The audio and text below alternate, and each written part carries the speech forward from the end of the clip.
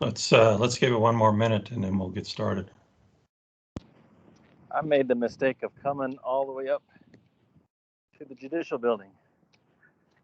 Didn't realize this was going to be an online only. Oh, I apologize. I put that in the message when I sent the agenda out. Yeah, neglected to read it. Yeah, judicial's closed their meeting rooms for the foreseeable future. They're not letting us use them. They let me know that.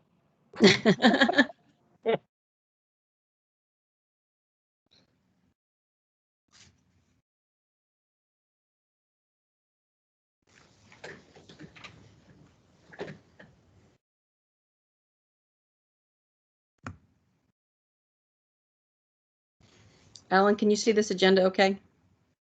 Yes, I can. Okay.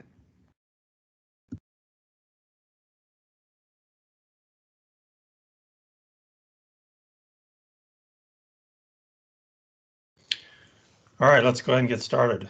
I call the Kansas Information Technology Executive Council meeting to order. And Shelley, would you please call the roll? Yes, sir. Kelly O'Brien. Here. I'm here. Alan Wise. Here. Representative Berquist.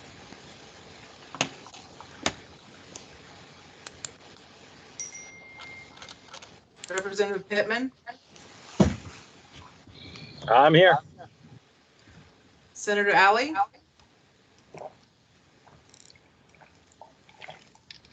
Senator Hawk. Dr. Norman. Eric Wisner. Here. Alexandra Blasi. Present. David Marshall. Here. Greg Gann. Here. Mike Maida. Duncan Friend. Here. Steve Funk. Here. And Judy Corzine.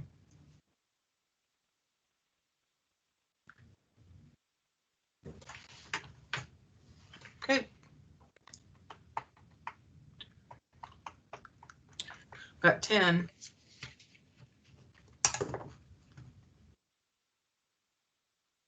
All right. Well, I'd like to welcome everybody. Yes. Sorry, my apologies. Before you get started, I just got an email from Representative Berquist, and he said he's in and out of the coverage area, so he probably will be coming in and out. So just so you know. Okay. Well, I'd like to welcome everybody. My name is Alan Wise. I'm the legislative branch CETO, and per statute, the CETOs are to rotate into the chair position annually, and my turn was in the rotation is in, so I'll be chair of the council between now and the June meeting next year. So with that, we can get right into the agenda. Everybody should have a copy of that. That was sent out.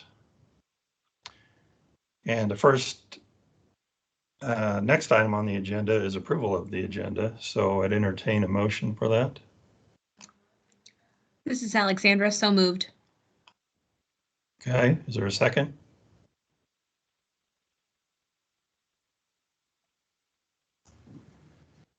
I'll second it. This is Kelly. All right, Kelly seconds. Any discussion on the agenda?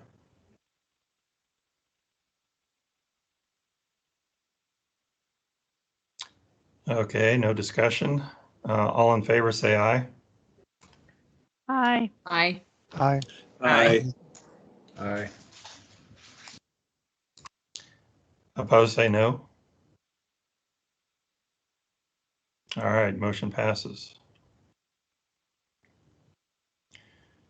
The next item on the agenda is approval of the minutes from the June 9th meeting. And I'd entertain a motion for that. This is D'Angela. I so move. Alexandra, second. Okay, moved by Secretary Burns Wallace and motion by Secretary Burns Wallace and seconded by Alexandra Blasi. Any discussion on the minutes?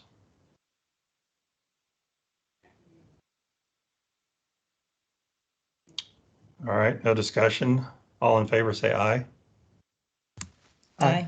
Aye. Aye. Opposed, say no. All right, motion passes.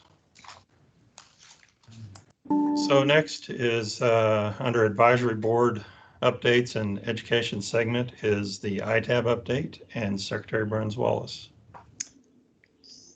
Good afternoon, everyone. Hope you are doing well and had a good Labor Day holiday. Everybody hear me okay? We're looking good? All Yes. right. Perfect. Always want to check. You just never know in Yes. these environments. Great. So I'll start. I have a couple of items in a row under this section. I'm going to start with the ITAB update. We had a good meeting, probably, if I remember correctly, it was probably close to maybe about 60 or 70 participants. We, as always, like we have on this agenda, we have a standing agenda item just on COVID-19 updates and discussion, just making sure we're updating each other on, issues that are going on, checking in to see if there are things that are percolating up, and probably very similar to the conversation we'll have under discussion later. And so nothing majorly noteworthy in that space, but just making sure that we're leaving that time and space to be reflective around COVID-19 and our operations. The one thing that I did say to the ITAB group and will repeat to this group is that across the board, I continue to hear just really strong support and response from agencies, from those that we support around how our IT operations have really been key and critical during this time and during this transition. And so we can't stress that enough, because that value of the infrastructure that we provide, the support that we provide, is really being noticed and appreciated across the board. So also at ITAB, we talked a little bit about the upcoming ITEC policies that we are reviewing, and I have those as an actual item to discuss in just a minute. Talked a little bit about the upcoming Kansas Virtual Summit and some of our upcoming reporting. The highlight of the ITAB meeting was actually being able to congratulate the project management methodology graduates. It's a great group of individuals who took the time to participate in the PMM class. It is so valuable. And we actually announced each of the participants. And for those that we have pictures, put their picture up on the screen. I mentioned that though, partially because of everything with COVID, this was the first class that we did 100% virtual. And so that was new for us. And we've gathered feedback and are taking that feedback into consideration. But we do plan to host another virtual project management methodology class this fall. And so look for that information. We do think that it's, this class helps you think around the methodology that we use across the state to move projects along. It's not just designed for project managers or those that sit in that formal role. It's for all members and various members of your teams that are working through and moving projects, particularly large scale enterprise level type of projects.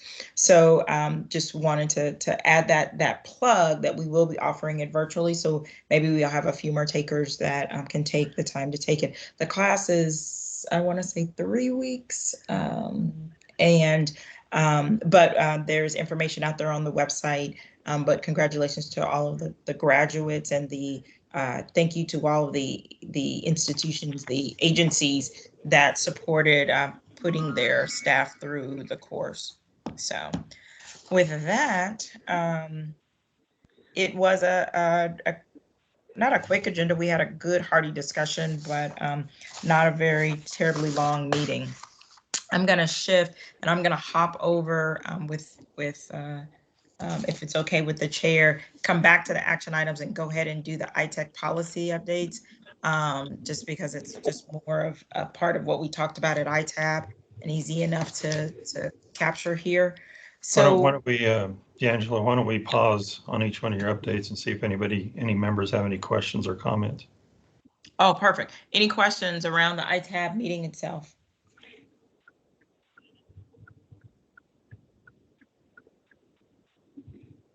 All right.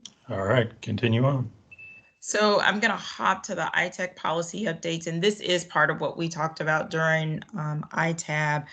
We are kicking off working groups on these two policies, but I do want to bring to everyone's attention, if you got the agenda packet today, in your packet, you should have seen, sorry, I printed it, there it is, that we updated thank you, Sarah, the policy page just to kind of give us a clean snapshot. We were talking about this last month. It was good to kind of think about which policies have been revised and when most often, and then to look at those that we might want to think about systematically bringing forward for review and update. So as you can see from the agenda, what we have is policies 500 and 531, the business continuity planning and implementation policies, and policies 8000, the 8000 series, and data administration program policies. We are kicking off and at the ITAP meeting requested volunteers to join those working groups so that we can get those working groups off the ground to review those policies and start to update them. But it's a good time for us to look across all of the policies and to take a look if there are other policies we think that we need to pull out and begin to look at putting them under review. Thinking about them, a little bit more strategically about, based on what we're dealing with right now, and our capacity, what are those key priorities in terms of getting our policies updated? So, Sarah, do you have the two series, the PowerPoints for those? I have the policies. We didn't have any PowerPoint slides. Okay, so are those links live? Can you click on that? Yes. On those? Okay, click on the business continuity one. So just so everybody knows, out on the website, there are the various policies where you can go and you can look at the what is posted there and what they do. And so the business continuity planning and implementation policy, so it's both 5,000 and 5310 because they go together, planning and implementation. We will be reviewing those. If there's anybody who's interested in joining that working group, please let Sarah know so that we're getting ready to get that kicked off. This is perfect timing when you think about what we've been dealing with over the last few months. That's why it came up. Looking at business continuity, what our agencies are doing, what types of things. Given what we've learned over the few months, are there ways that we can tweak our policy to make it stronger, better, and where are our gaps to develop it out? Sarah, can you go back and click on the 8000 series, the data administration program policy? Similarly, with this particular policy, given some of the things that we have been dealing with, there's 5310. The conversation that we kicked off last week, and it's actually one of our action items that I'll talk about in a minute. Data administration program policy is it's key and critical. Understanding, what we're doing, how we're protecting things, and in this more remote environment where we're accessing so much more, the increase in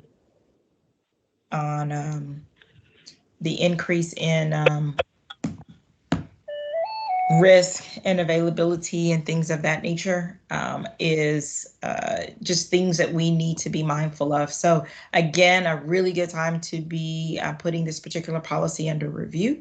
And what we know and what we've learned over the last few months to help influence and direct that. Again, if you have an interest, go out to the website, check that policy. If you'd like to join that working group, please let Sarah know. We are trying to kick those off in the next week or so that they are up and running before the end of the month. We have potential chairs identified for both of those working groups to get this work started. I'll stop there for discussions around either the policies we've pulled for to begin review or just other broader discussions around the council's policies and things of that nature. Any questions from the members? Comments?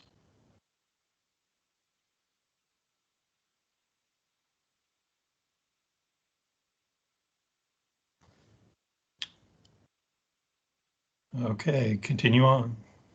All right. Well, we are going to move next to our action items. Still under this grouping, looking at the action items, and we did embed them in the packet. Just trying to keep all the information together. I don't know about you all, but particularly now, when I go to grab things, I'm always looking for pieces of paper or where did I do with it, or it's buried in my email. So we were trying to pull it out so that everything was at everyone's fingertips. So walking through the action items, that first item is still just a pending item. We did do a follow-up. There's still more work we have to do on our side. And as we are looking to get some work done around our infrastructure and potentially be able to eventually fill the CETA role, I think that this is something that we're coming back to. I've also asked our security office to lean into this conversation to see with some of the work that they're doing around access and identity management, how we can leverage and jumpstart number 11. But right now it is still pending and it sits with me, but no additional action since our last meeting. The next one is number 19, and this was,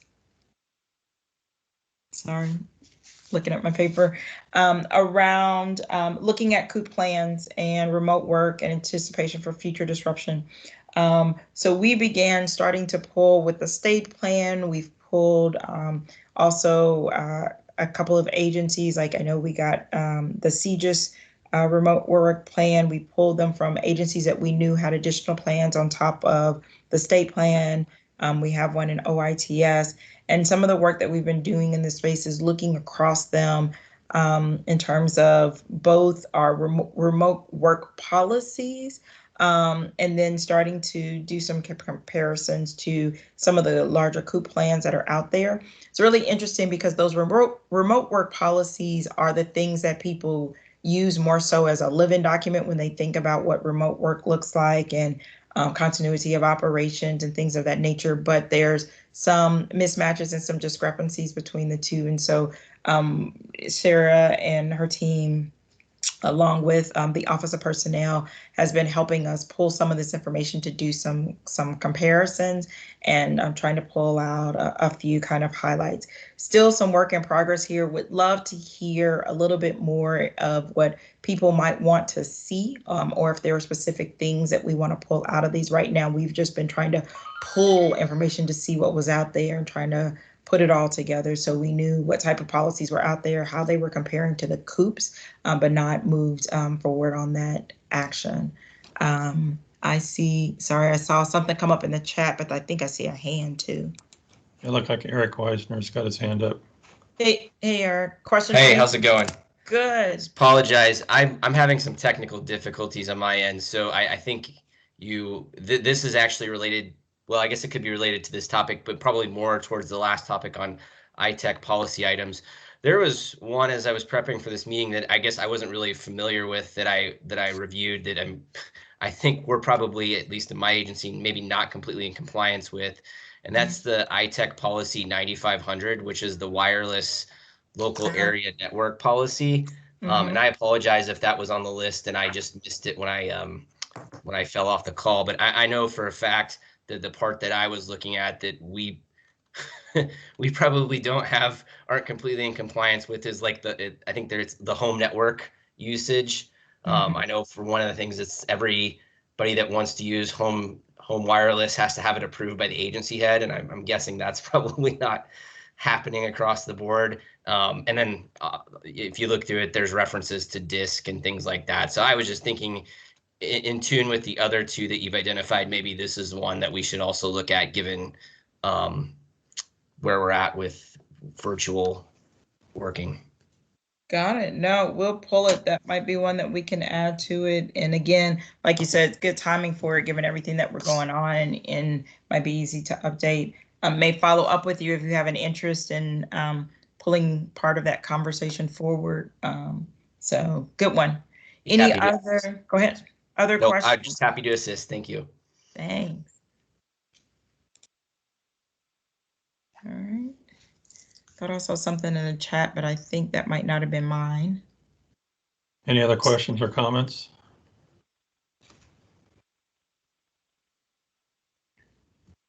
Right. Okay, I'm going back. Hold on. Sorry. All right. Number 20.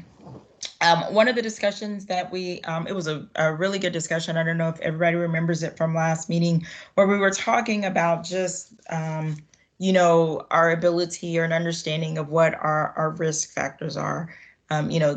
Thinking about the unfortunate situation that labor finds itself in with the legacy systems and written in, languages that are much older and not necessarily having, the depth when we need to build those out or support those, and they hit a perfect storm. And unfortunately, are continuing to deal with that. And so I think it was Representative Pittman that had asked, do we know what our next,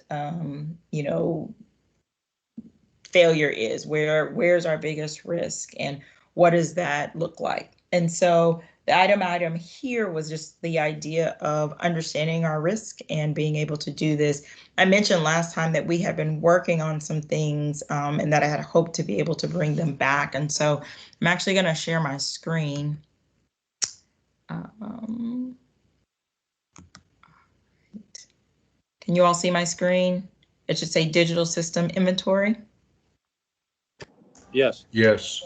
Okay, perfect. So I'm going to actually go back one. We are working with a company called Truss. Truss is a small company. They work both in public and private sector support, have helped us out, and a number of members of their team also work with the U.S. recovery team that volunteers their times, particularly with state and public entities during incident response or crisis. And so they actually have done some work in Kansas in various pockets. And so when we were doing this work, particularly because they had been looking at a number of our systems already, we were working with them to create a digital system inventory. And so the idea here is that we are working to build that inventory of all of our various systems, environments, apps.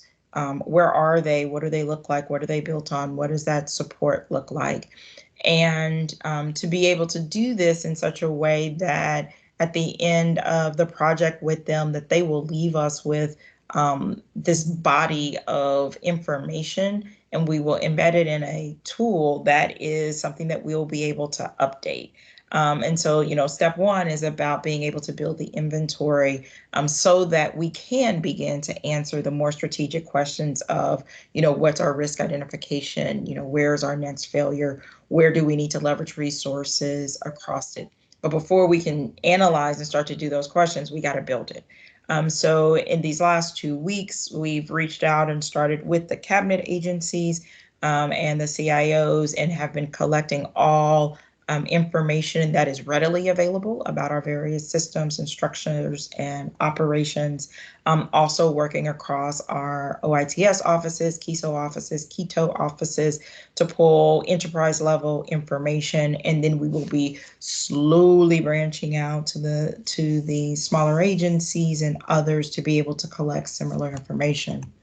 The idea is that broad mapping of systems and people And so what this in that first stage, we literally are just capturing. We're asking for any documentation that agencies have. We're not asking them in a particular format or anything of that nature. What we're trying to do is capture everything that's out there in whatever format it is. Then that will allow us to go a little bit more in depth and to answer some of those things. What I'd like to ask this body to do is once we get through stage one and we have kind of a first pass at this, I want to share some of this work with this group, and it'll be in between our meetings. So it will be virtual in terms of probably just across email. Because I want to take a look at what data fields we're capturing about our various systems and what other ones we may need or want to capture. So they're trying to think about both depth and breadth as they help us build this inventory. But I want to use this group as kind of advisory feedback as they're starting to build before they move into that stage two to do the in-depth, because they'll be following up with agencies. It might be mini surveys or questionnaires. It also could be interviews, quick calls, and other data dives to kind of go deep and to fill out more of that information. And so I bring that as in response to number 20, but also as a upcoming action item to bring that stage one back to get feedback from this group around what we're collecting and if we're collecting the right things. So I want to stop there and take questions or your comments, feedback, or anything of that nature. Excuse me.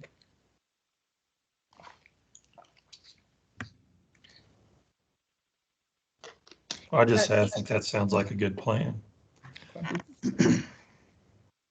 D'Angela, you have a question from Mike Maida. Okay. Are you going to also determine risk assessments from those you exchange data with?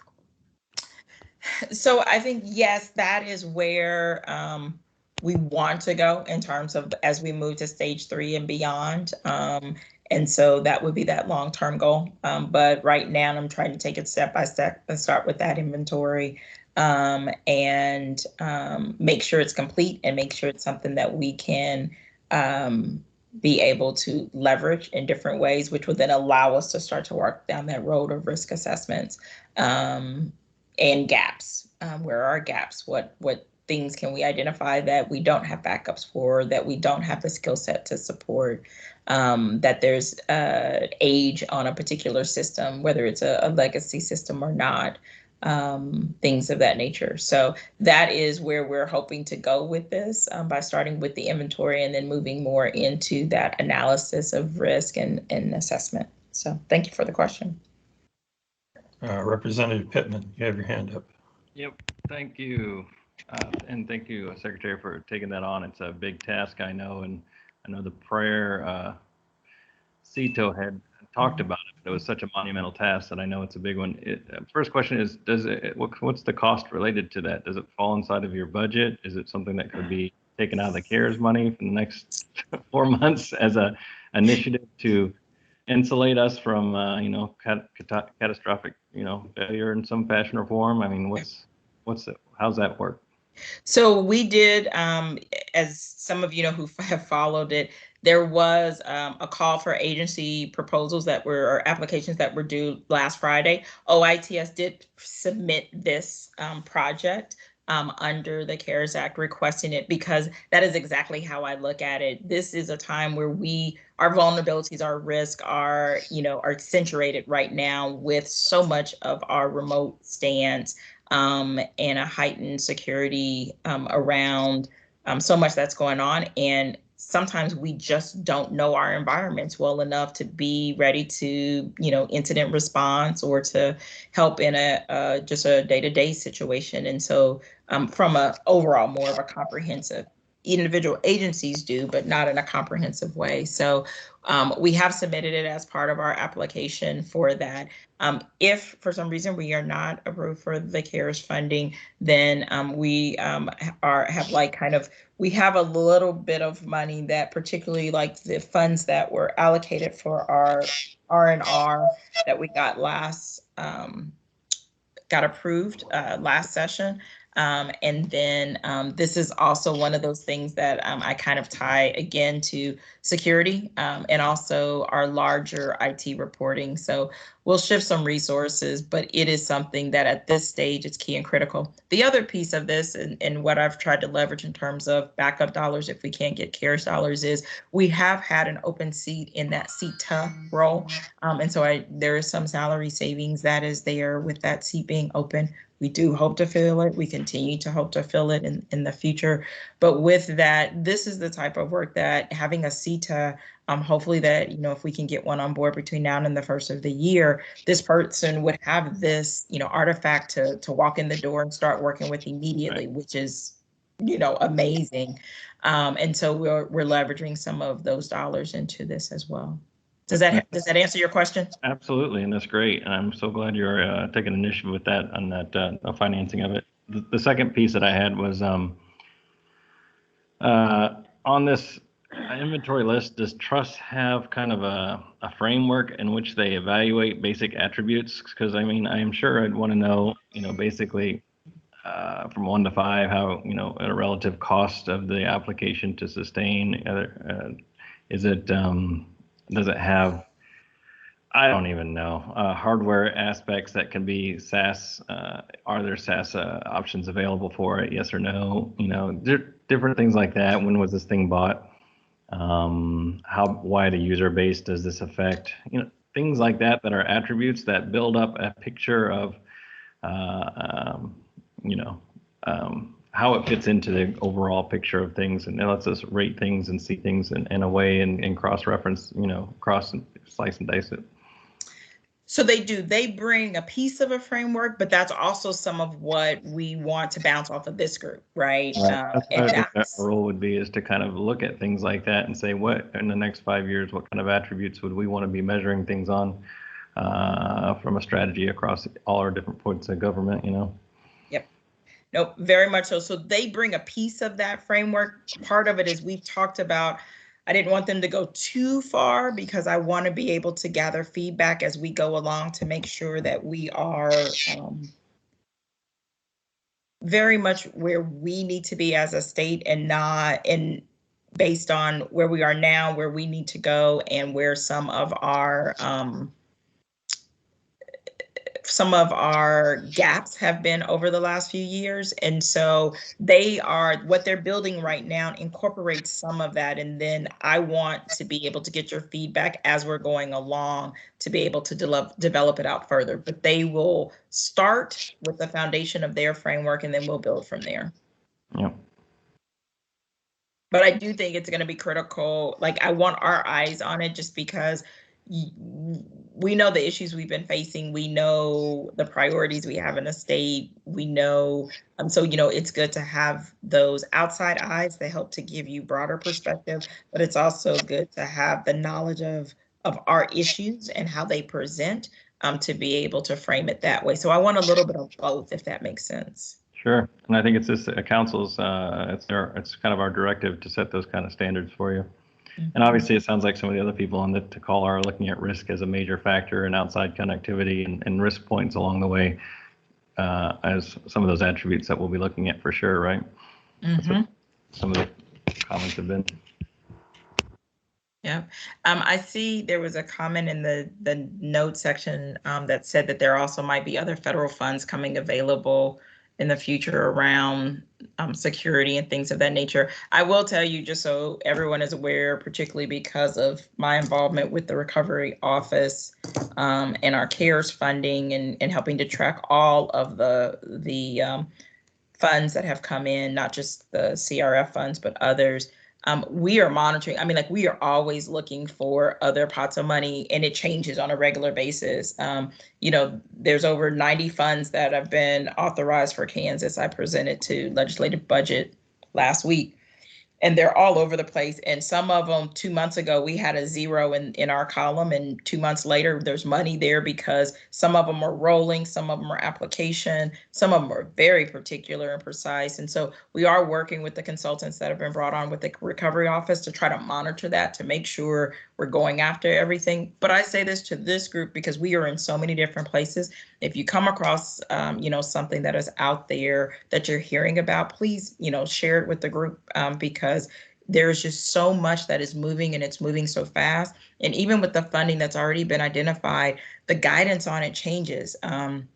What FEMA was supporting and the clarification on their guidance came in a few weeks ago, and they've tightened up some things that, I think many states thought that we would be able to put through FEMA, but may not, right? And they're not the only one. There's others that have produced additional guidance that has either opened up possibilities for funding or narrowed them a little bit more in terms of the understanding of what's eligible. So we're keeping our eyes out there for any and all funding that can be leveraged into the state to get this type of work done, and are just supporting our remote stance. So other questions or comments in this space? I'm excited about this because I think, this is something that we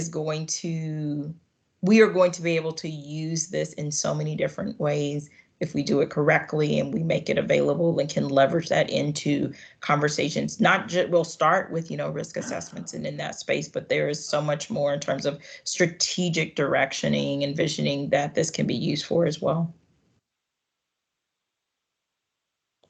Any other questions or comments on action item 20?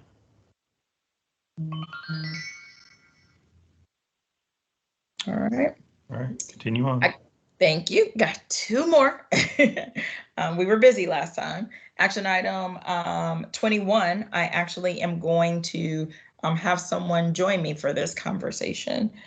So some of you may know Jeff Maxon. He's been with for the Department of Revenue for a number of years and then moved over to our KESO office, has been there for a number of years, and was recently selected as our new Chief Information Security Officer after Rod retired. And so this is actually our first meeting, I think, since he has been fully named. So Jeff is going to join me because action item 21 was about exploring options for integration of commonly used tech conferencing platforms. I actually think this was generated partially by Senator Hawk. Senator Hawk, are you on? I saw he was having some technical difficulties. Yeah. So yeah, I think the conversation was generated partially by some of these challenges. We continue to see, using different platforms, the Zoom and the Teams, the conference calling, trying to do hybrids and mixtures. And so some of the conversation was just about, the utilization of these, teleconferencing platforms and how we continue to use them and how we're going to have to continue to leverage them going forward. But there was a specific question about the integration of them. Part of the reason that I asked Jeff to kind of drill down and do some of this work with a few other members was because part of this really does stem from a security stance in terms of using, it's both the ability or flexibility to use these teleconferencing, but more and more, we're also seeing these as becoming a major security concern or issue. And so Jeff was intricately involved into exploring what's out there, and then also being able to help us think about, based on what's out there, some of the things we need to be mindful of. So Jeff, are you there? I'm here. All right, I'm gonna turn it over to you and ask you to address item number 21 for us. Alrighty, I'm going to share my screen here, and while I'm doing that, again, my name is Jeff Maxon. I'm the new Chief Information Security Officer. I've been with the state for about 11 years now, so I've been with the state for quite a while. So I'm sure I've met most of you through various interactions over the years, but figure we'd dive into this. So really, yeah, collaboration tools and securities, obviously it's become almost hand in hand right now with the current environment we're in. So like the Secretary mentioned, it's probably kind of a good segue to address any questions, concerns, comments, and also tackle that collaboration integration piece. So yeah, with collaboration tools, we have a whole slew of them out there now that we're seeing used. Teams, Zoom, GoToMeeting, WebEx, Google Hangouts. There's one out there called Blue Jeans. The list goes on and on. Kind of joking, it's the oh my situation, because every agency is being exposed to all of them in one form or fashion, whether they're using them internally or they're interacting with constituents, vendors, things of that nature that are being exposed to all of them. And going back to the question of interoperability, most of these systems, while they're doing similar and same functionalities, are not interoperable with each other. What we are seeing is we're seeing some of the major vendors, the Cisco, Microsoft, and Zoom. They also sell proprietary equipment for building these conference rooms and things like that, and they're making that equipment interoperable with the different technologies, but not the actual meetings themselves. The digital technology, they're not much tuned to, a car. Two vendors or two manufacturers, the cars do the same thing. They both have engines under the hood, that serve the same function, but the parts that make up that engine are different and are not interoperable between the two systems. So ultimately, they're proprietary solutions, and this does start playing into the security aspects depending on various licensing and things of that nature. They handle encryption or security different than the others, so they don't play nicely together, in short.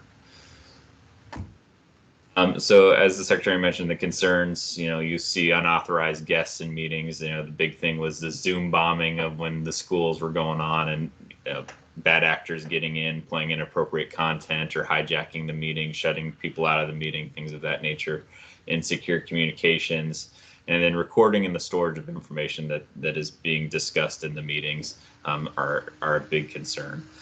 So we see things hitting the news, especially back then. There's concerns that have come up in legislative discussions in the State House about, security around those things. So kind of using this as a platform to discuss some of those issues was a good first step.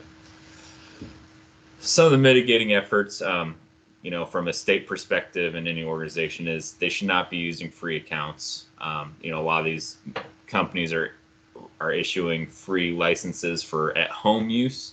In a lot of terms, in their terms of use, they explicitly prohibit commercial use for those free products. And also with all the free versions, there's no expectation of privacy or security. They are mining that information. They're using it to target advertising. That's how they're making money off of it, by you subscribing to a free service. From the security perspective, and definitely from the state perspective, use a paid account, especially a government account. Most of these vendors, Zoom, the Cisco's, the Microsoft, they have a specific tenant available for government customers that are meeting, federal security requirements. And if they don't meet those requirements, they can't participate in a federal program. So some of those, they do exist in there. We highly encourage state agencies, municipalities, counties, things of that nature. If they can get into the government tenant, they should get into the government tenant. And if they can't, at least get an enterprise license. Again, with the enterprise licensing, you're afforded a little bit more security than just those free accounts.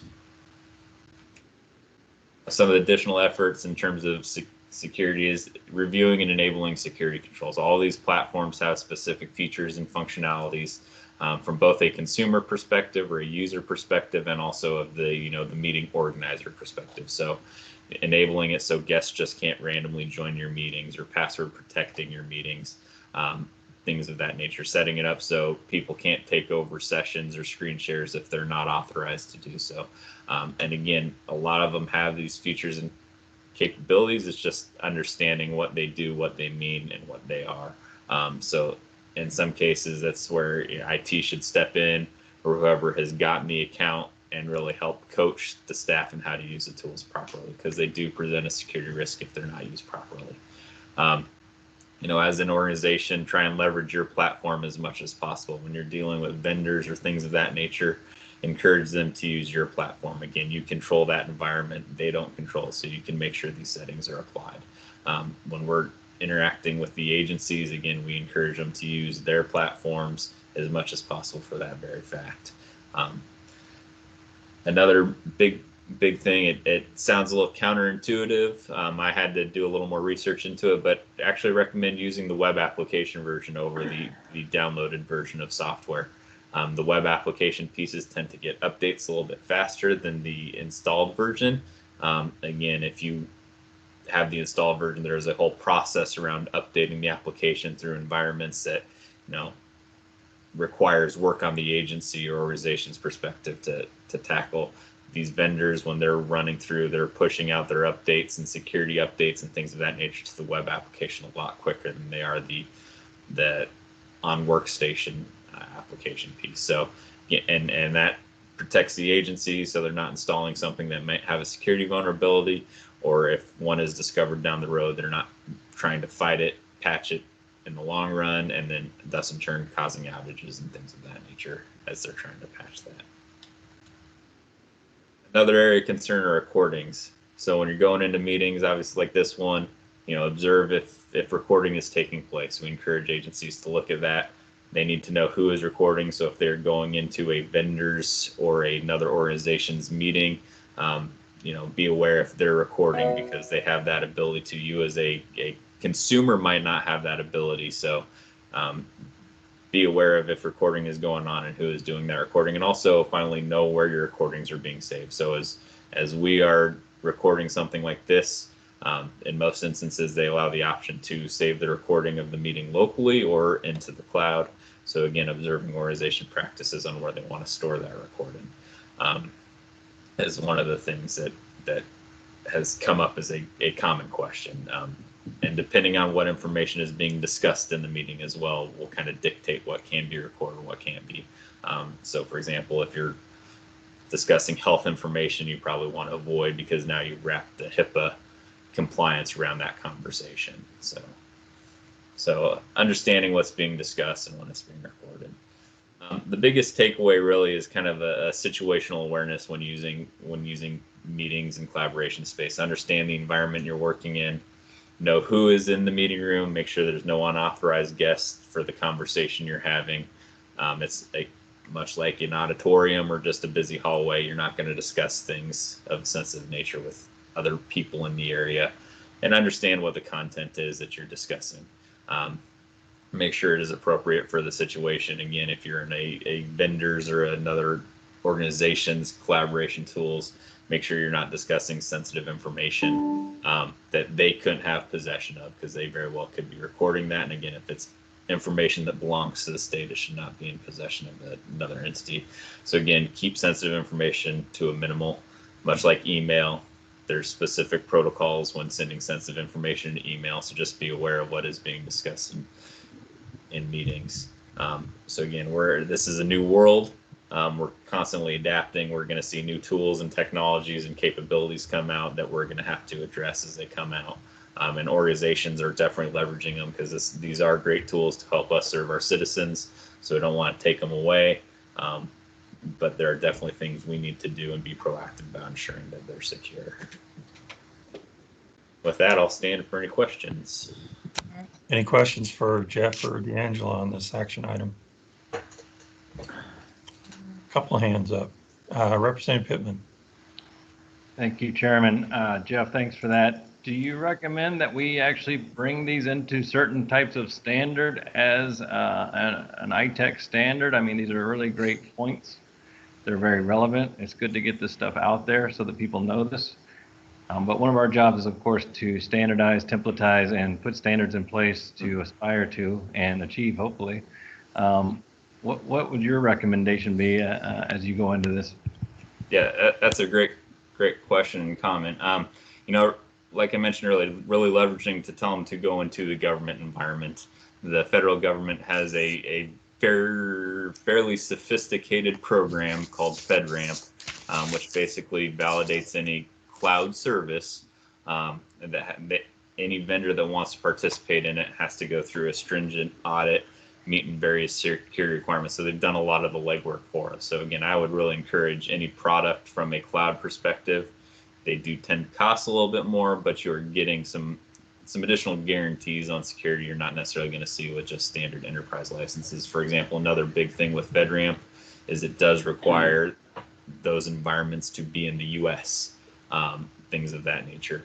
Again, with enterprise agreements, it could be all over the globe, and you're kind of at the mercy of what they've chosen as their underlying technology solution at that point. So encouraging the government space is the way to go.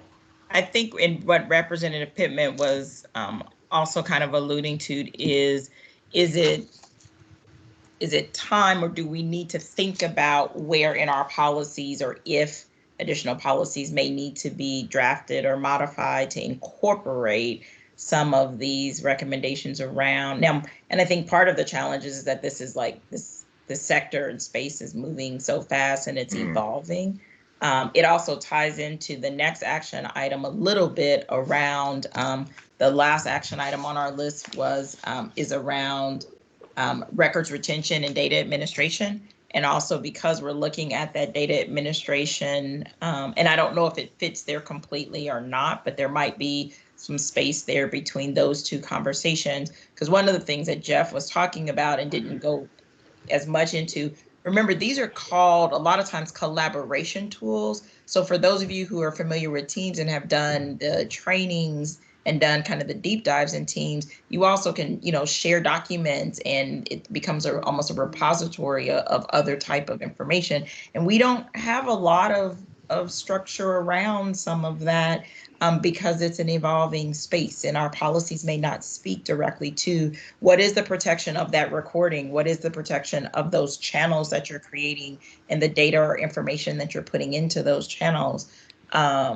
So between looking at the current data administration policy, but also some potential work with around records retention, we might think about, I think as Representative Pittman is pushing to think about what should we be capturing or what should we be making recommendations around. Yeah, and I completely agree. And to the Secretary's points, these tools are continuing to modify as well. For example, now Adobe now has a collaboration piece, which is not, the visual, sharing conferencing like this, but it's a way to share documents with people. And I can pass an Adobe document to the Secretary so she can work on it. It's got a cloud storage backend. So again, these tools are growing and multiplying in how they work. So I think, next steps maybe for ITEC as a governing body, or maybe looking at cloud and putting some wrappers around cloud. For example, if you're going to a solution, it needs to be in a government certified environment, things of that nature. I think that's probably a next logical segue is, again, and especially this pandemic has shown us, agencies are moving very rapidly to cloud environments. So probably wanting to get out a little more ahead of that is probably a good logical next step as well. All right, Alexandra. Thanks. Yeah, I would agree with Representative Pittman, and then echo too that I think it would be helpful to maybe get this out to the other, especially the smaller non-cabinet agencies, because I know I'm getting a lot of questions about these things, and I'm not an expert, so I think people just are trying to find anyone that might know something about it. I did have two questions. I assume when you're talking about using the web-based platform versus the software, that does that not refer to Teams because Teams is part of our 0365 package? Yes. Okay, great. Yes. Yeah. And go ahead. Yeah, and that's something too, as also we work with again constituents and things of that nature. We can direct them to, you don't need to install this. It's hard for us to tell somebody they need to install something to get services or to work with us, and then they can click on the link. So being aware of those two options and features is something to communicate as well. But yeah, when you get like a Zoom invite, there's usually a link to click the web app or launch a local copy of it. And just, from a security perspective, that web app is right there. They're patching it more frequently and keeping it up to date a lot faster than the installed software. So. Right. Okay. Thanks. And then my other question is, can you talk a little bit about, I mean, I understand the meeting recording function, but can you talk a little bit about how the chat functions are documented I've heard that there are some platforms where they're literally keeping copies of all of the chats that are then going to the meeting administrator at the end, and you don't really know when that is happening or when it's not. Yeah, and quite honestly, I'm not an expert in all those, but I would treat it the same as email communication. It is being recorded somewhere. It's passing through servers and things like that. Again, and that's where encouraging people to a government platform, you tend to have a little more end-to-end encryption. So things in the middle, they're probably not collecting. I'm going to say probably because I can't say definite. There's not things mining that information to try and sell for advertising dollars and things of that nature. But again, I treat all chats, similar we do with emails. It's passing through. So if you have things in there you don't want to be shared with other parties, to keep them out of that as well. So again, unless you're using a properly vetted tool. So Great. Thank you very much. I think the big thing in this space, when we started poking at it, you see that there are different systems, and it would be ideal if we could find a space where they cut across. But the reality is that because they're proprietary systems and they make certain dollars off of them being separate, that's how it works. So I think it does behoove us in our space to make sure, because we know that multiple systems are operating in our environments, to make sure that people do have those guidelines and know how to best use them, the best way to approach them, how they're being supported, things of that nature, and things to be careful around, because there is vulnerabilities in which, getting that these are still on, we're doing these on you're using, Zoom or whatever you're going out to, and you're on your government computer. And so that it creates and can create, certain types and certain levels of vulnerabilities. And so, is there any other question? It's an action item, and we will close this action item. But I will say we are closing it because we've answered the question, but that doesn't mean that the work's not doing. So we might actually grab something around doing some future, or being able to put out some, or looking at our ITEC policies to see how and where these collaboration tools and the data associated with them may need to be addressed within our existing ITEC policies or what have you. Does that make sense? Yep. And D'Angelo, there's a couple comments in the chat. All right, let me see. Oh, I can see them now. They're on a different screen. Creating standards around virtual meetings and other tools are a good idea, but we need to be careful not to endorse or promote one company over another. Correct. And I think we did that when we were looking at the email retention policy, records retention policy. That was a good catch last time, to be able to not to put a particular company. I think the way that Jeff was going around talking about, making sure it's FedRAMP or making sure it's a government this or that, is a good thing. Also, because it's evolving, different people are coming into this environment. So being able to say things we need to look for to keep us safe will be helpful without identifying a particular company or product. Also, Mike looks like he mentioned things about, he talked with legal on retention of our chats. Teams channels, they need to be consistent, stored based on your policies. Yep, become core accessible. It all is. It's another mode of communication evolving from paper to email now to these collaborative tools. They are still a piece of communication. That actually leads me a little bit into the last action item that's on here, which is about records retention and data administration. And so we worked with the Historical Society, Matt Veach and Megan. Megan, are you on? Is Matt and Megan on? Are they? I know that they are probably going to be, I don't know if they're joining today, but if you all remember, Megan spoke last time and was talking about the records retention policy. There's some more work to be done here, and also there are aligning the records retention and our data administration a little bit more tightly, and identifying where within our policy some of these may need to be updated or broadened because of the technology and flexibility like this is some of the work that we talked about doing with the Historical Society.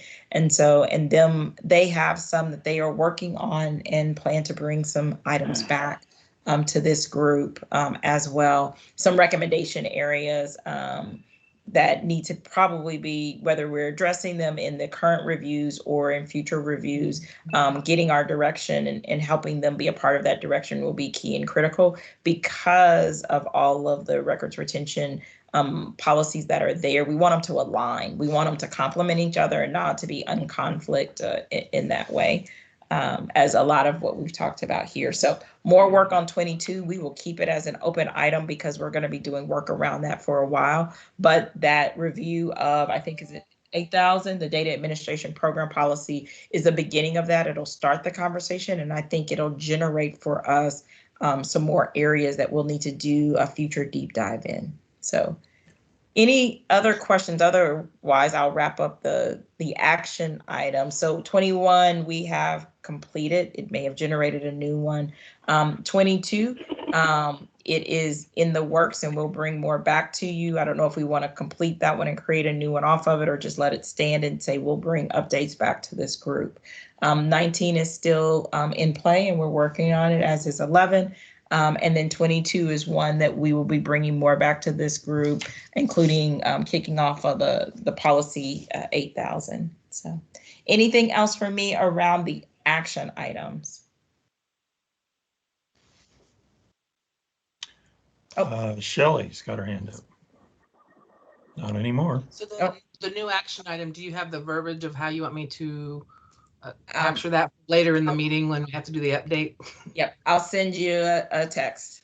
Okay, thanks. Mm-hmm. All right.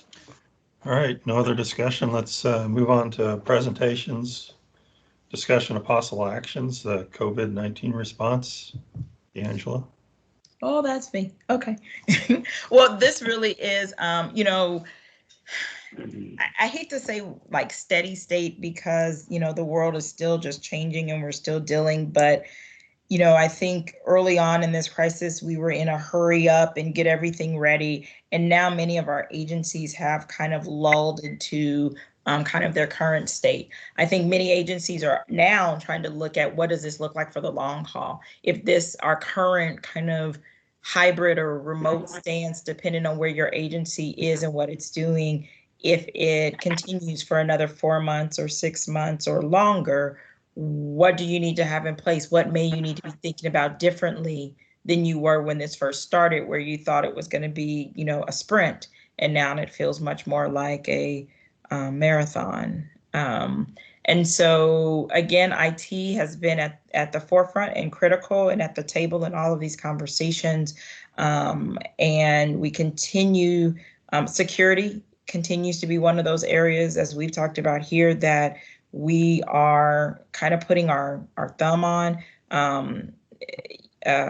Representative Pittman asked about, you know, the funding for the IT assessment, the risk analysis, and the inventory. We also requested some funding around some upgrades in the security space because this is the time in which we can be most vulnerable because of the high level of remote work and access and how much we're moving around and moving information around. So we just have a heightened awareness because we're not the only ones. Every state and entity is in this situation, but we are trying to be a bit more proactive in this space and trying to put some wraparound layers around our work and the environment as a whole. Other than that, again, you know, business as usual, as much as it can be right now.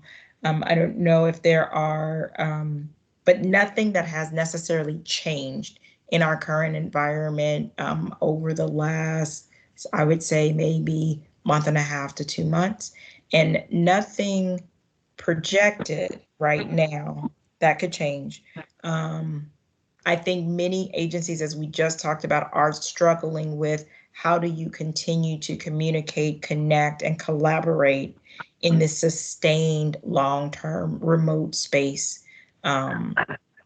We're delivering services, we're getting work done, but that need for collaboration and coordination, these tools are being leveraged heavily and not all of them as successfully as we want. So I think that's one of the major things that we're starting to hear and trying to help people navigate through. Senator Hawk asked, what is the status of the upgrade of the KDOL mainframe system? And so when you say upgrade, sir, do you mean stabilizing the existing system, or do you mean moving to through their modernization project, which was on tap, but got stalled? Just for clarification.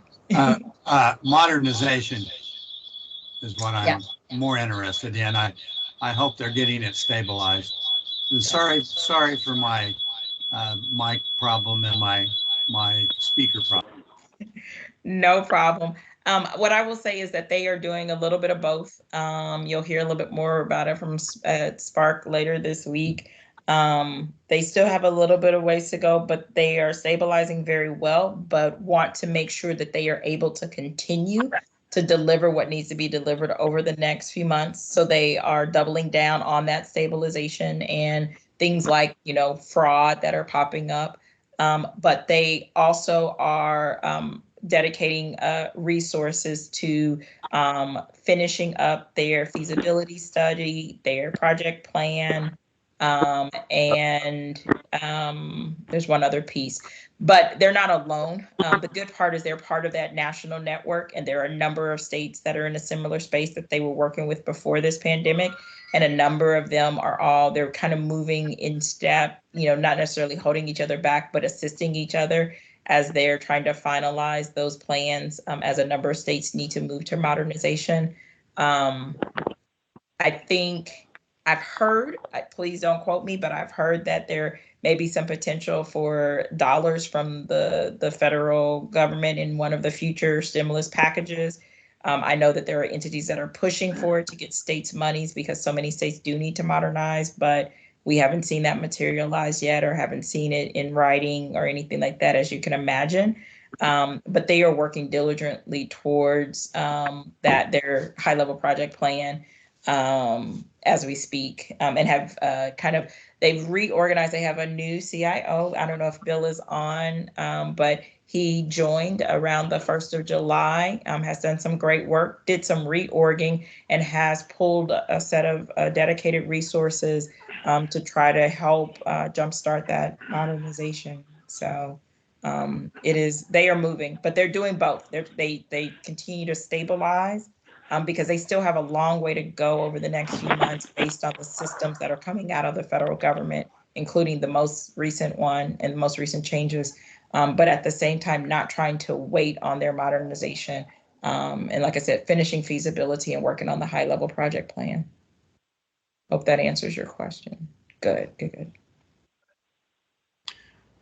All right, any other discussion on the COVID response? All right, let's move on to the 2000 series policies, and this would be Sarah Spinks.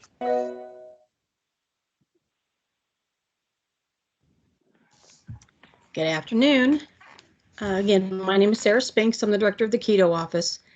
Since the summer of 2019, I've been on a working group that has been looking at the 2000 series ITEC policies.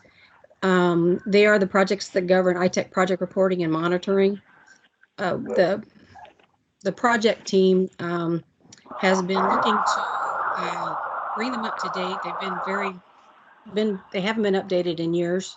So we've been trying to be thoughtful about the approach, and I've spent some time working with agencies, working with different collaborators to bring in the best possible result for everybody.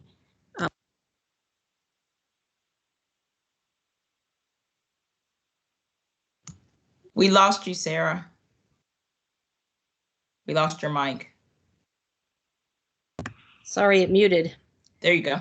Okay, I'm back. We did present this concept to the ITEC Council at the beginning of the year, and we have continued working on it. So to make the changes that we're recommending, that will include statute updates. And so we're back to talk to you today. So you have some time to look at them and think about them and give us your feedback. And we want to ensure that we have the council's support when we take this to session to update those statutes.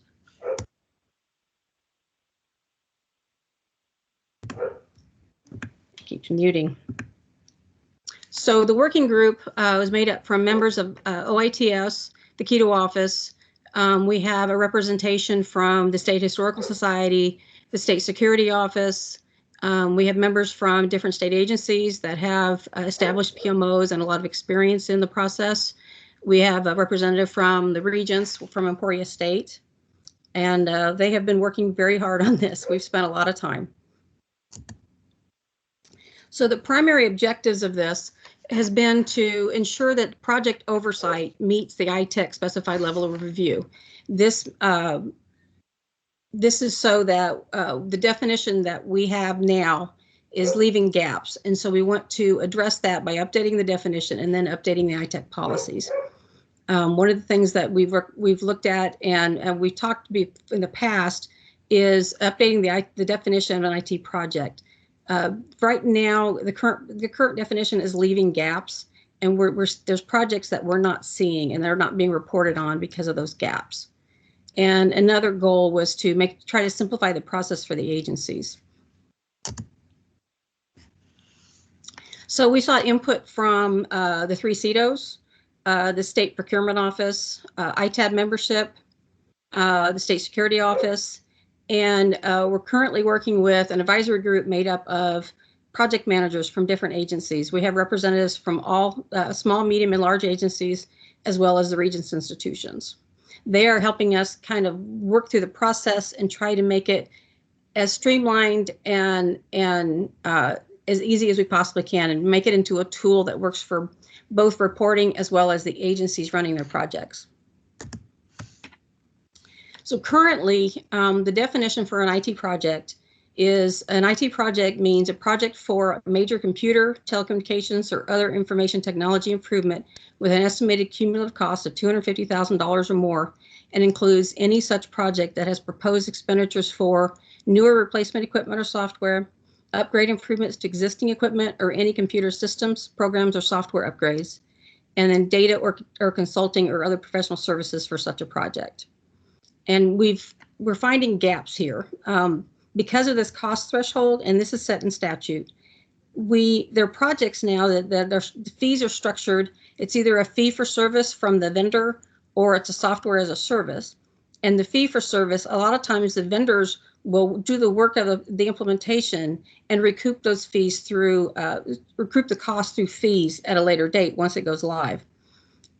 Software as a service, a lot of times there's no large upfront cost. It's the fees are paid in a monthly fee. So there's no large expenditure that puts you over that $250,000 threshold. And some of these projects may have considerable risk to their agency or to the state network, but we're not seeing them because of they don't meet the cost threshold for reporting. So what we're proposing is a statute update to change the definition to information technology project means an information technology effort of defined and limited duration, which implements, effects a change in, or presents a risk to processes, services, security, systems, records, data, human resources, or architecture. We've taken out that cost threshold as a requirement for reporting, and we've moved it into a risk assessment factor. So it is still being evaluated as a risk on the project, but it is not the sole reason that the project becomes a reportable project. This will allow us to see projects that may not have a lot of upfront cost, but may actually be a considerable risk. They may have interfaces into several different systems.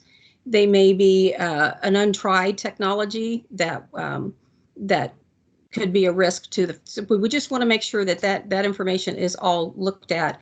And so what we've done is we moved the risk assessment into ITEC policy, and so the ITEC policy will set the definition of the requirements for the risk assessment review, and then a risk score will be given to the project, and they will be given one of 4 risk levels, and that risk level will set the level of reporting for that project. It starts at low for minimal risk projects, all the way up to a high risk project for our large development projects.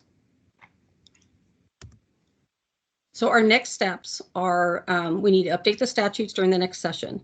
And ITEC has another meeting in December, so we have a chance to talk about it. That's why I wanted to bring this to you now. And I sent out the red line version of the statutes, so you have a chance to look at them. And then we can get feedback. You can contact me between now and the December meeting, or D'Angela. And we can talk about it again at the next meeting. I just want to make sure that everybody is comfortable with the approach that we're taking. After the IT definition has been updated, we will update the ITEC 2000 series policies, and we will make them effective July 1 when the statutes become effective. We're in development of an automated reporting process. We'd like to see an IT reporting system. Right now, the agencies are basically reporting through a paper process, And they're using several different formats like Word and Excel and MS Project. So we'd like to streamline that for the agencies so that it's not so cumbersome. We will be rolling out agency training in the spring on the new system, and the rollout of the actual requirements and the ITEC policies will be July 1st. Any questions?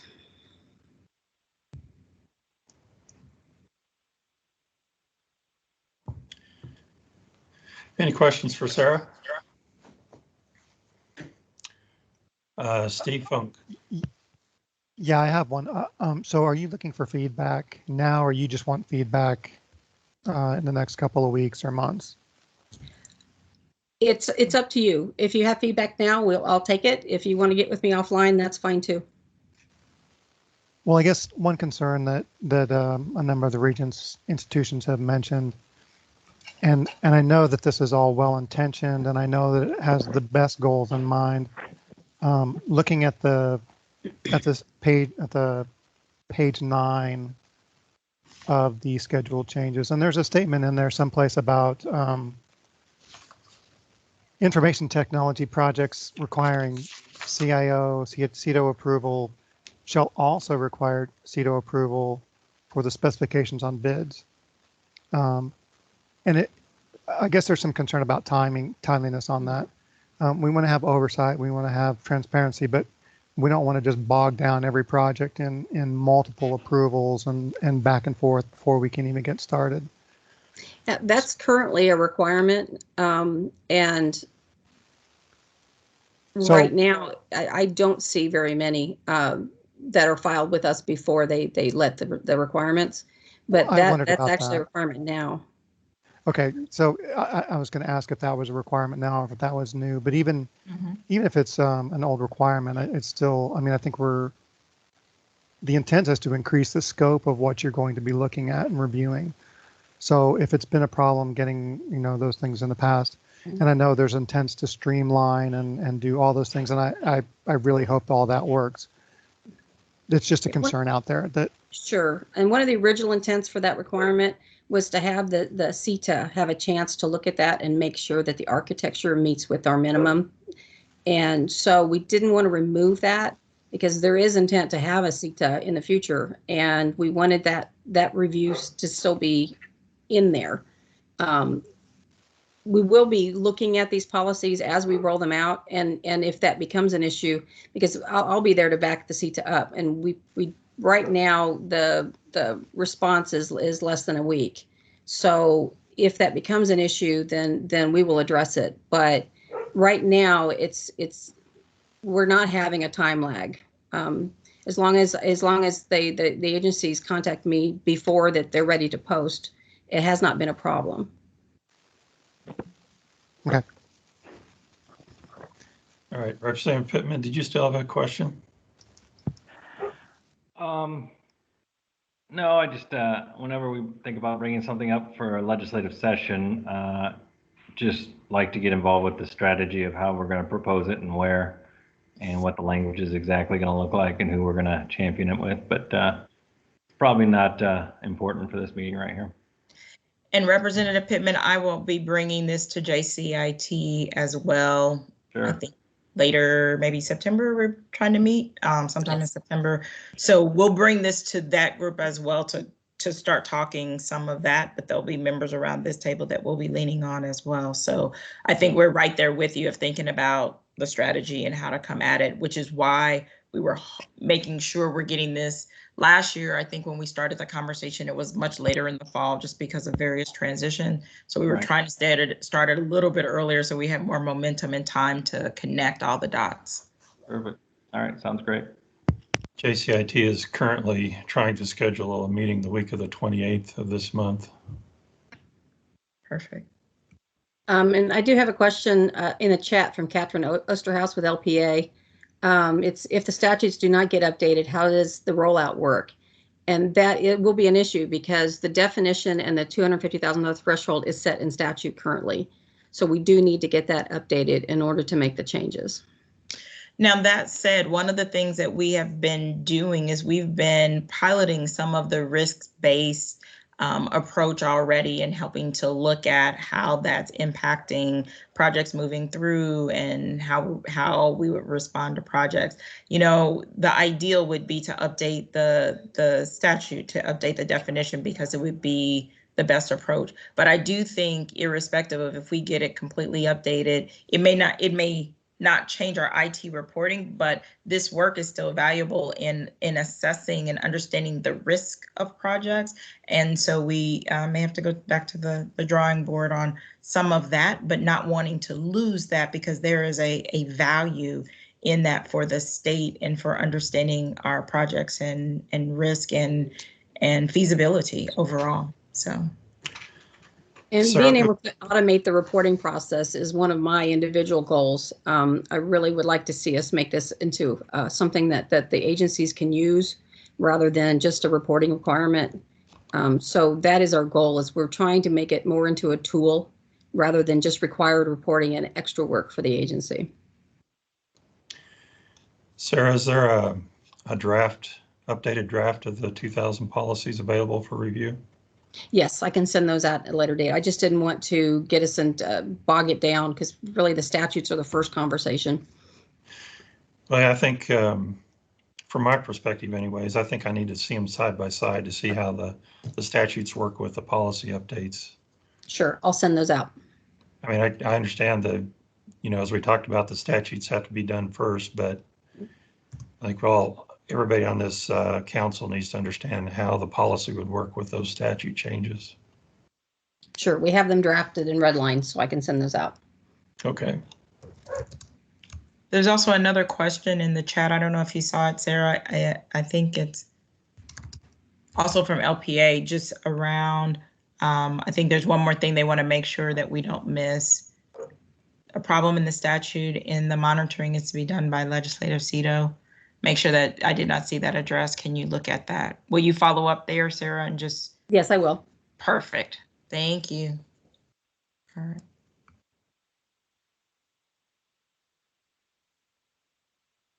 Actually, I do believe we did address that in the red line of the statutes, but I'll pull that out and mark it.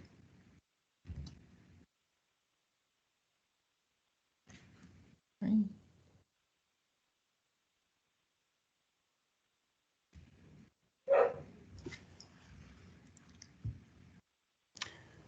All right, any other questions for Sarah? Any discussion?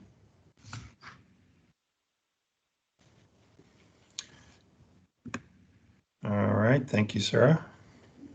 I think we're down to staff reports and the CETO updates.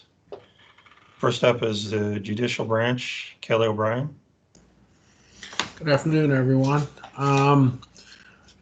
Really, the courts the district courts are slowly opening back up. They will begin hearing jury trials in July, or I'm sorry, in October. They did have to submit a jury plan on how they're going to do that, because, you know, we want everybody to be safe and do the right thing. So they're working through those right now. We are continuing to work on implementing the new case management system. We are hoping to go live with our next group of courts in November.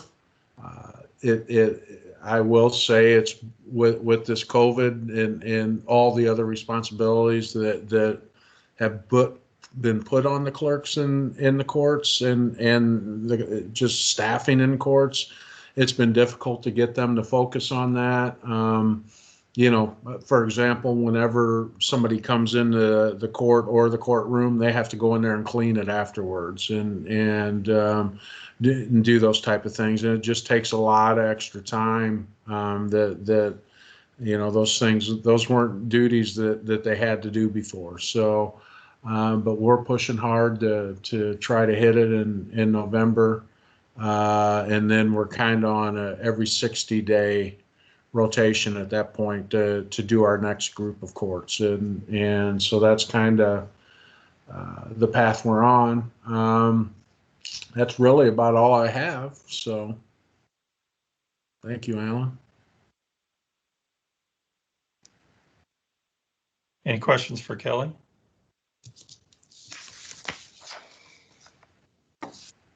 All right, executive branch, D'Angela. All right, just a couple of general updates. As I mentioned, and we talked about at ITEC, we do have some upcoming reporting requirements in the executive branch. We will be submitting our 3-year strategic IT plan updates. I believe they're due October 1st. So our agencies are working on those. Last year, we submitted a 200-page document with everyone's plans and an overview plan. This year, we're streamlining it a little bit and doing more of an update. Kind of where we are, a snapshot a year later, what's new, what's changed, what successes we've had, things of that nature, but still plan to submit that on time, and think that'll be a much more helpful tool of 1 year kind of full plans, updated plans the next year, and then the 3rd year going back to that full plan, allowing an agency really to use it as a tool. So we'll see how that works. Also, an upcoming reporting requirement is a cybersecurity self-assessment, and that is due mid-October, and we have automated that as well, helping our agencies, providing them a tool for the self-assessment that our KESO office put together. It's about 50 questions, so it's still fairly hefty, but allowing us to, this is the first year, this is out of the KCA, and it's the first year. These are due, I think, every other year. And so this is the first year by that statute that we'll be collecting these. But we hope to, again, use them not just as a reporting moment, but an opportunity where we can learn more and leverage our resources to support security across our agencies. So 2 upcoming reporting requirements. Also, many of you, thank you for joining us for the first ever Kansas Virtual Digital Government Summit. It was supposed to be in person with about 100, 125 participants in downtown Topeka, but we were virtual and we had over 300. So exciting times. We'll send out the link because all of the sessions are still on. They're on demand. And so you can actually go to the conference website and download the individual sessions. And there were some really good conversations, some panel discussions, as well as some of the keynotes. And so hope people still check it out, and thanks for those who were able to join us. The last item I have is a little bit bittersweet for the executive branch and particularly for the Historical Society. I don't know if he's with us today, but those of you who have worked with Matt Veach over his career know that he is a consummate professional, and someone who has helped guide and direct our conversations around records retention and data administration over the years, and taught many of us a lot. Matt is retiring in the month of September. And so if he's not on here today, for those of you who've worked with him or not, reach out to him, send him a note of congratulations. I think it's the middle of September. But we really do appreciate it. His team over there is ready to step up and lean in and continue to help us do the work that we've talked about earlier today, but did want to make sure that people knew that Matt was retiring, because he has been a great partner in this work on the IT side around understanding records retention and making sure we are trying to stay in line with what keeps the state safe and meeting our guidelines. So congratulations to Matt. He will be missed, but we're excited for his retirement opportunity. That's all from the executive branch. Any questions for me? Let me know. Any questions for D'Angela?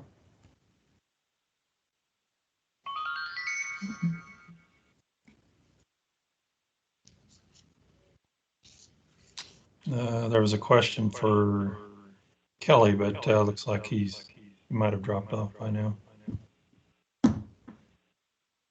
Kelly had to leave at 3 o'clock.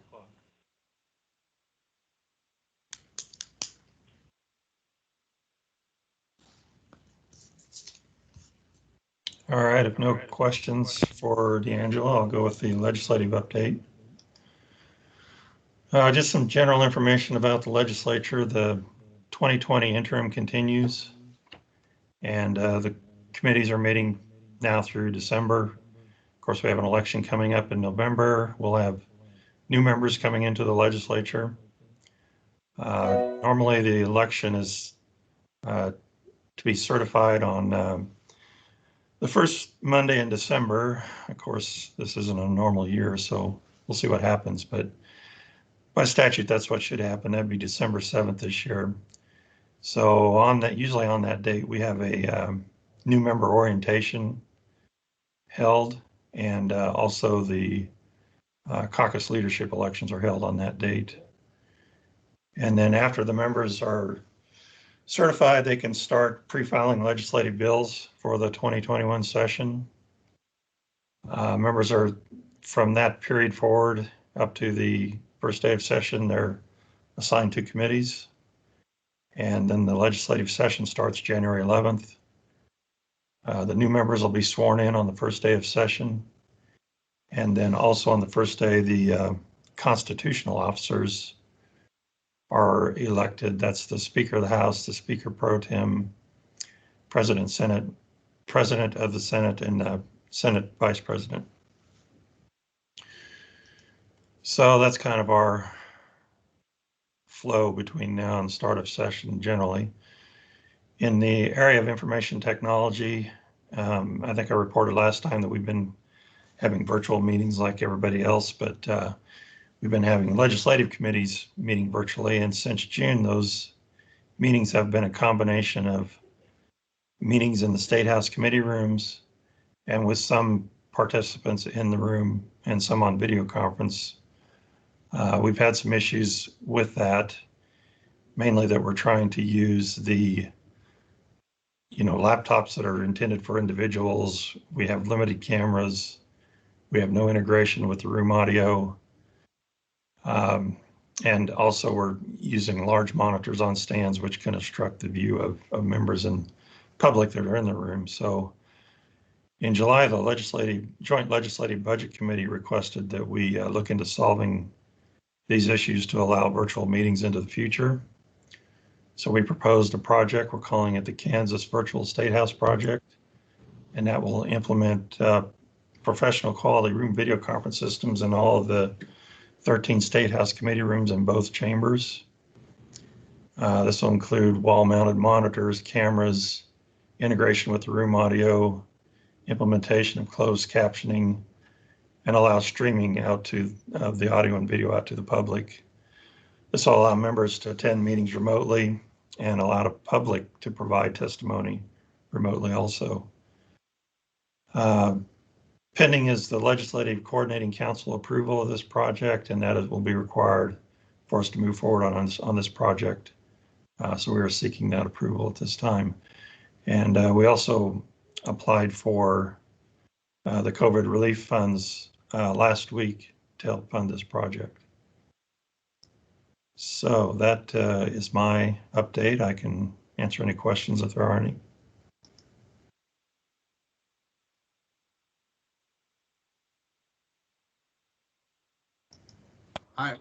I have one question, and it's more rhetorical. I got to figure out if I can turn off my phone. That's Senator Hawk. It's more of a hypothetical.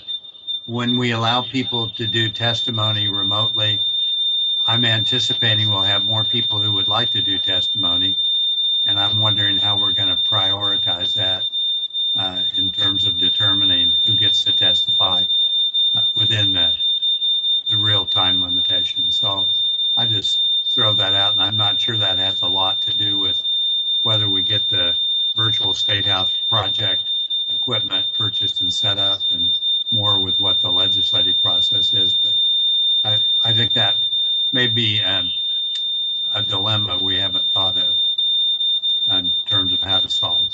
So sorry, I'll turn my mic off so it buzzing doesn't drive everybody else crazy like it's doing.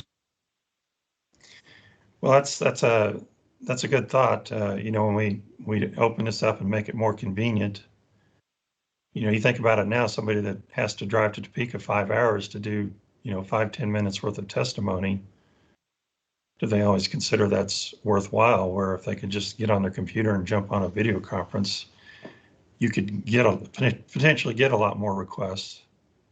So I think that's something that would have to be factored in and see how it progresses if we open that up to remote testimony like that. Could potentially change the process somewhat in the legislature. But I think the benefit of it is tremendous to allow that remote testimony like that. Any other questions?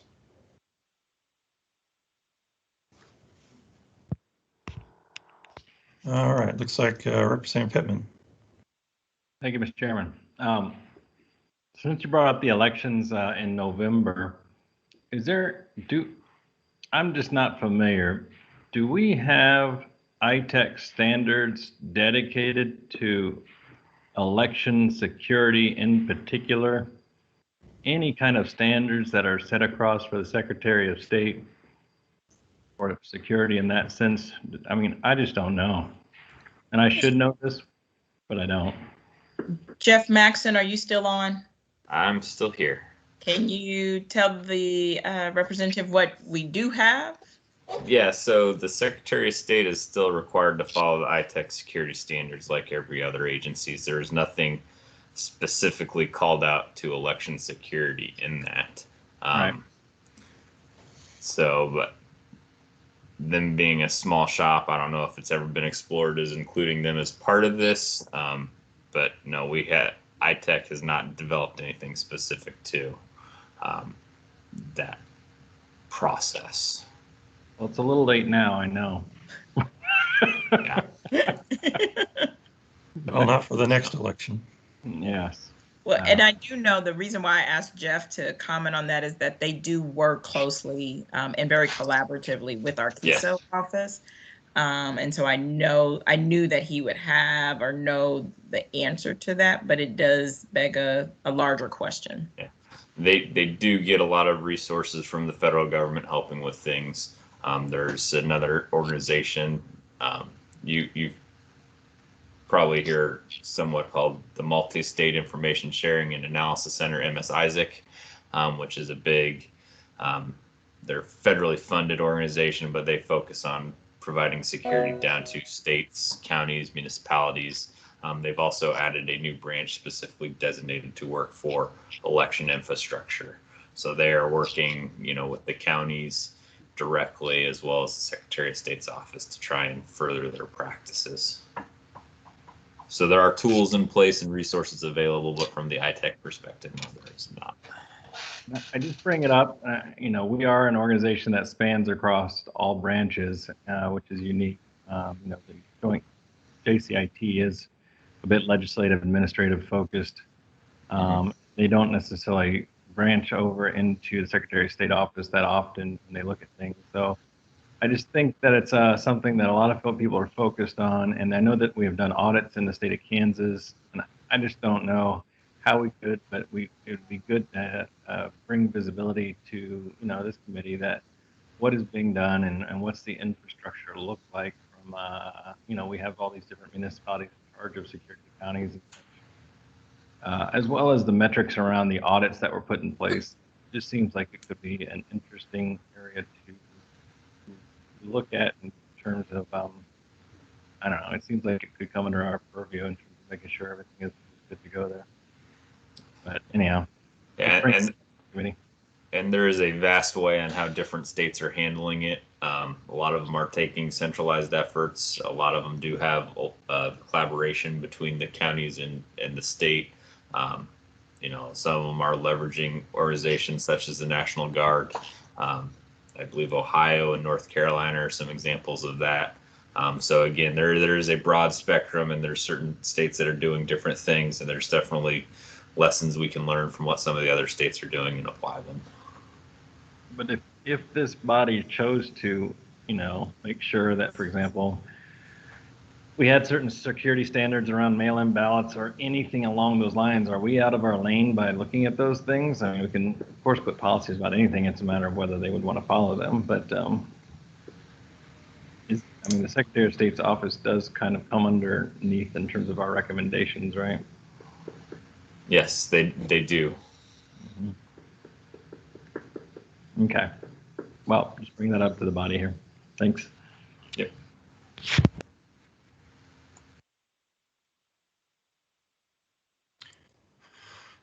All right. I think we're getting close to the end here. We have a section comments from the board members. So do we have any other discussion or comments from members on any topic?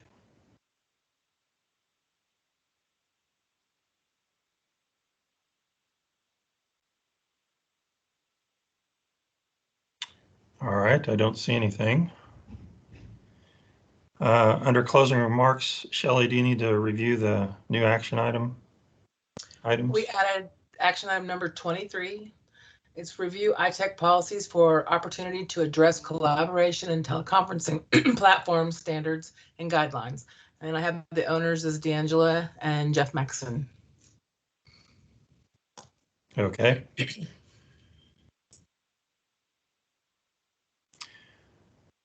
All right, I think that is it for today. So I'd entertain a motion for adjournment. Greg Gann here, so moved. All right, a second. This is D'Angela, I second. All right. There's no discussion on that. All in favor, say aye. Aye. Aye. Aye. Aye. All right, opposed, no. Motion carried. I'd like to thank everybody for a good meeting and have a good rest of your day. We are adjourned. Thank you. Thank you.